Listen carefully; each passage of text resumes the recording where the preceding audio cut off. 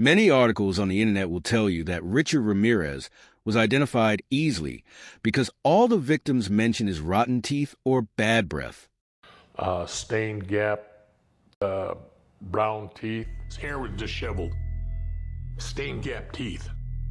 As a case, stained gap teeth. Disheveled hair, brown stained gap teeth, very pungent odor to him.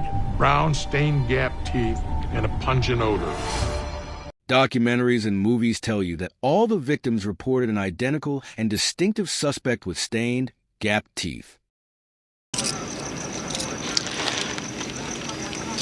Can you tell us what this man looked like? His hair, it was curly. I remember his teeth, they were really bad. Rotten and all. Back in reality, Maria Hernandez didn't see the suspect's teeth because he didn't speak to her. She only saw him for a few seconds. The next survivor of the Night Stalker, or Valley Intruder as he was known back then, was Lily Doy. Lily had suffered a stroke and had speech difficulties, so her daughter, Linda, acted as interpreter. Lily Doy never mentioned the suspect's rotten teeth. She did, however, say that her husband's killer was a medium build with light brown hair. The composite sketch she helped create was never made public. She also told a neighbor that she thought the police caught the wrong man. Not many people know this because it was suppressed at trial. The defense was prevented from questioning Lily. The prosecutor's excuse was that her speech disorder and cognitive impairment prevented her from coming to court. The lie that the next survivor, Carol Kyle, saw a suspect with bad teeth is the most outrageous of all. But detectives and documentary makers continue spreading this disinformation. Investigators hope that another composite sketch will crack open the case, so they have one drawn after the attack on Carol Kyle. I know this is frustrating, Miss Kyle. Is this the man you saw? It doesn't look like him, but I couldn't get the artist to do any better. Take this clip from Murder Made Me Famous. The composite the actor is shown was drawn about 7 weeks after Kyle was attacked. He was a Mexican guy with bad teeth. Good looking, but his teeth. How about we get another new artist? Look it up, Gil.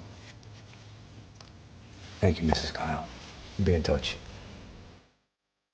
Carol Kyle's description of Richard helps police close in on their killer. None of Kyle's composites helped police to catch the killer. Regarding his teeth, she actually claimed the opposite to what police allege. From Ramirez's 2008 habeas corpus, it says, later in her bedroom, she noticed his teeth were straight and white. Here is Kyle's second sketch. Clean, straight teeth.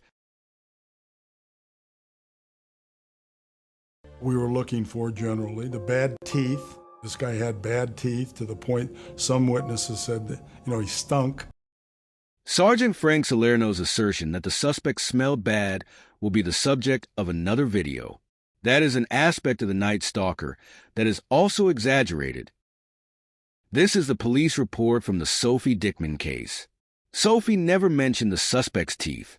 Originally, she said the attacker was 5 inches shorter than Richard Ramirez, but there were no details about his mouth or his odor. As far as we know, the only Night Stalker victim who independently mentioned the suspect's teeth was Sakina Khovananth. Sakina helped detectives to create the most infamous Night Stalker police sketch that revealed details about the killer's mouth. Her first responder statement has not yet been made public. All we have is this August 5th press release that mentioned stained, gapped teeth.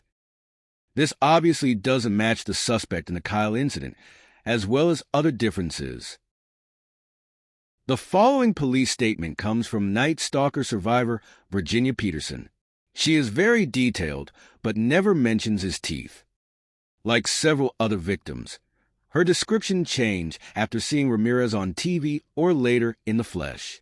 As you can see, Peterson described the suspect's hair as combed back with a curly or wavy texture.